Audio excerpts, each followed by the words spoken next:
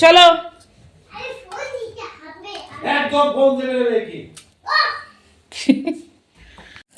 তো মেয়ের বাবা মেয়েকে একটুখানি মানে বকার চেষ্টা করলো। মেয়েকে কি বকবে, মেয়ে উল্টে মেয়ের বাবাকে বকে দিল। আর এখানে ছেলে সকালবেলা পড়ে এলো, আর আমি জামা কাপড় বের করছি কাচবো। আর সকালের বাসি কাজ মোটামুটি সারা হয়ে গেছে। আর ওদেরকে দিলাম খেতে ডিম ভেজে, ছেলে যাবে আবারও পড়তে। আর এখানে মেয়েকে তো কিছু একটা দিয়ে আটকে রাখতে হবে। আর মেয়ের শরীরটা কিন্তু আগের থেকে একটু ভালো হয়েছে। তো ওকে আমি দিলাম কিছু বই খাতা বের করে, যে তুমি এখানে লেখাপড়া করো আর আমি একটুখানি কাজ করে আসি। তো এখানে অনেকই, এটা পুরনো বই আগের ক্লাসের। তো তার মধ্যে আঁকা আঁকি করছে, কিছু মাছ আঁকছে। তা আমি বললাম তাহলে তুমি এগুলো করো, আর নিচে নেমো না, মেঝেটা ভিজে তো। ঘর মুছে দিয়েছি।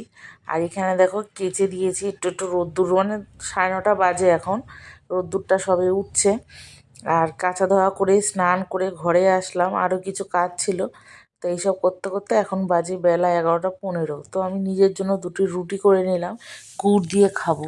আর আমার মিষ্টি জাতীয় জিনিস দিয়ে খেতে ইচ্ছে করে না সকালবেলায়, তাও নিজের জন্য কিছু করিনি। আর এটা হচ্ছে ইয়ে করে রেখেছি, ধোকা ভিজিয়ে রেখেছি, ধোকার প্যাকেট কেটে ধোকার যে পাউডারটা থাকে ওটা একটু হালকা জলে নুন মিষ্টি দিয়ে ভিজিয়ে রেখেছি আর কি, হালকা উষ্ণ গরম জলে। তো সেটাকে এখন সামান্য একটু কড়াতে তেল দিয়ে আর একটু নেড়ে চেড়ে নেব। আর নেড়ে নিয়ে জলটা শুকিয়ে গেলে থালার মধ্যে মেলে দেবো। তো এর মধ্যে আমার বর বাড়ি চলে এসেছে, তা বলছে দাও আমাকে দাও, আমি রেডি করে দিচ্ছি, তুমি আমার জন্য একটু চা বসাও। তো চা করলাম, চা দিলাম, চা খেলো। তা এখন বলছে কি করতে হবে বলো, করে দিই। কি আর করবে, এই যে ধোকাটাকে দেখো কেটে কেটে কেমন করে দিয়েছে, লম্বা লম্বা করে দিয়েছে। আর আমার মেয়ে টেস্ট করছে কীরকম হয়েছে। আমি বললাম কী রে কেমন হয়েছে, কাঁচা ওটাই খাচ্ছে। বলছে ভালো হয়েছে, দারুণ হয়েছে। আসলে দারুণ হয়েছে বলতে ওই যে একটু নুন আর মিষ্টি দেওয়া থাকে সেই জন্যই। আর এইখানে দেখো আলুটাকে ভেজে নিলাম, একটু জিরে ফোড়ন দিয়েছিলাম, দিয়ে আলুটাকে ভেজে একটু ধনের গুঁড়ো, জিরের গুঁড়ো, আদা বাটা, টমেটো, লঙ্কার গুঁড়ো, নুন, মিষ্টি, হলুদ সব দিয়ে দিয়েছি। সব মশলাই দেওয়া হয়ে গেছে, নিরামিষ আর কি। তো দিয়ে কষাচ্ছিলাম, আর অল্প সামান্য জল দিয়ে দিলাম, জলটা দিয়েও কষে নিচ্ছি। আর ভালো মতন কষানো হয়ে গেলে পরিমাণ মতন জল দেবো। আর ধোকার বড়াটা এখনও ভাজা হয়নি, কেন আমার বর ওই ধোকাটা কাটতে একটু সময় নিয়ে নিয়েছে। তো আমি ভাবলাম ঠিক আছে তরকারিটা বসিয়ে দিয়ে, আবার এক্ষুনি তো খেয়ে বেরোবে 12:30টায়। তো 12:30টায় খেতে বসে আর কি। তো পাশের কড়াতে আমি ধোকাটা ভাজতে বসালাম। আর এখানে বিট ভাজবো বলেছিলাম, তা ছাড়িয়ে দিল, আলুটাকেও ছাড়িয়ে দিল, বলল তুমি একটুখানি কেটে নিও। তো যাই হোক আমি এখানে দেখো তেলের মধ্যে তেল দিয়ে দিয়েছি একটু বেশি পরিমাণে, ধোকাগুলো ভাজতে হবে অনেকটাই।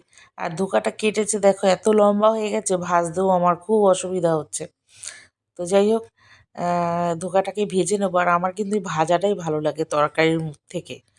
তো যাই হোক এবার ভাজা হয়ে গেছে, দিয়ে দিলাম ধোকাটা। আর তেলটা আজকে অনেকটা পরিমাণ বেশি হয়ে গেছে, মানে বেহিসাবি কাজ হয়ে গেল আর কি। ধোকাটা ভেজে যে পরিমাণ তেলটা থাকে তার মধ্যেই তরকারিটা বসাই অন্য দিন। আর এখানে দেখো কাঁচা সর্ষের তেলে বেগুন ভাজছি। তোমরা কি কেউ ভেজেছো কোনো দিন, কমেন্টে জানাবে। একটুখানি কড়াটাকে ভালো করে গরম করে নেবে, নিয়ে সর্ষের তেলটা দেবে, দিয়ে নুন হলুদ দিয়ে মাখিয়ে রাখা বেগুনটাকে দিয়েই তেলের মধ্যে সুন্দর করে নাড়াচাড়া করে নেবে, যাতে তেলটা সব বেগুনের গায়ে চারিদিকে লেগে যায়। তাহলে দেখবে তেলটা টানবে না বেগুন। আর ভাজার পরও অনেকটা পরিমাণ তেল কিন্তু কড়াতে থেকে যাবে। তো আমার শাশুড়ি মা এইভাবে ভাজতো, আমিও মাঝে মধ্যেই ভাজি ওইভাবে। তো দেখো বেগুন কিন্তু ভাজা হয়ে গেছে। আর আমার জানো তো এই কালো বেগুনটা ভাজা খেতে খুব ভালো লাগে, কালো বেগুনটা নরম হয়। কিন্তু আমার বরের আবার উল্টো, আমার বর আবার মাকড়া বেগুনটাই বেশি পছন্দ করে। সাদা সাদা যে মাকড়া বেগুনটা হয় ওই বেগুনটা ভাজা খেতে বেশি ভালোবাসে।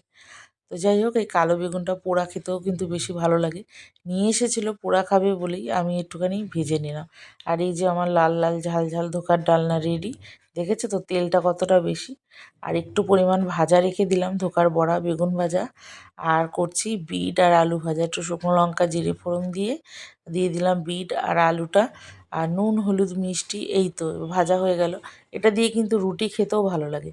আর এই 4টে দিন শরীরটা খারাপ ছিল, মিঠি ফোন নিয়ে নিয়ে মানে যা কিছু করছে সবেতেই ফোন, ফোনের নেশা হয়ে গেছে। প্রচুর পরিমাণ, ফোন ছাড়া এখন ও চলতেই পারে না। আর এখানে দিয়ে দিলাম বরকে খেতে, খেয়ে বর বেরিয়ে যাবে। আর এই যে আমার রান্নাও আজকে হয়ে গেল সকাল সকাল। একটু লাইক কমেন্ট করে দিও ভালো লাগে।